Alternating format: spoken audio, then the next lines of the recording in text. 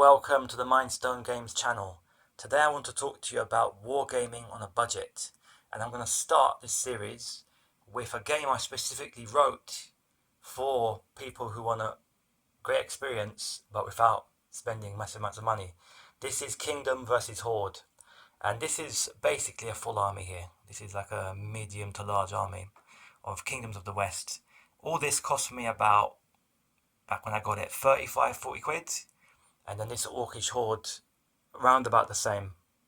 So you can get a whole army for this game with multiple different units as well for around £40. I think it's gone up a bit now, to be fair, but it's still affordable. And basically each unit, these light cavalry here, each unit represents like 10 men. So that'd be 40 light cavalry, that'd be 40 light infantry, that'd be 40 heavy infantry, and so on. So the scale is not meant to be massive battles. It's more kind of war bands clashing, and I'd categorize this as a mass skirmish game. So like that's basically, it's not a full-on mass battles, but it's not micro skirmishes. Yeah, it's mass skirmish. And basically the game engine has been designed in Kingdom vs Horde. The game engine has been designed to get the most out of your troops. So all of these bases have 2 wounds each, or it can take 2 hits each. So they last longer. So your troops last longer on the battlefield. You get more out of them.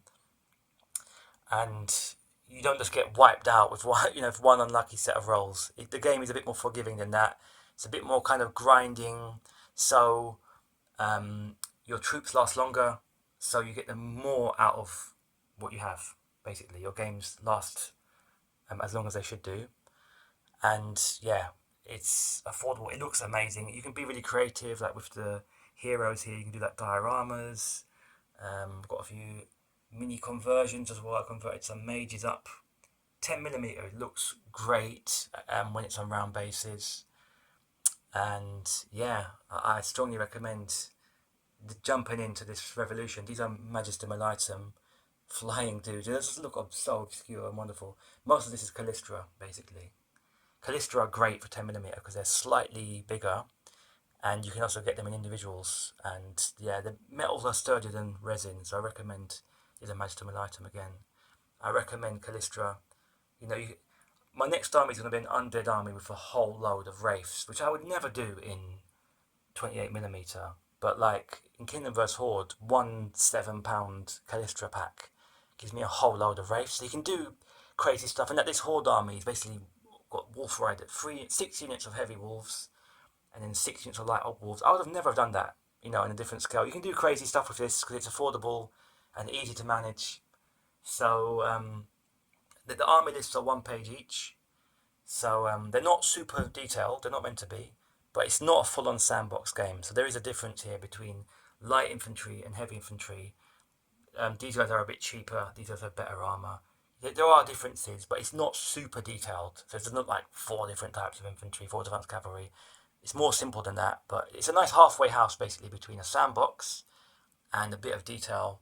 So you don't have to compromise anything.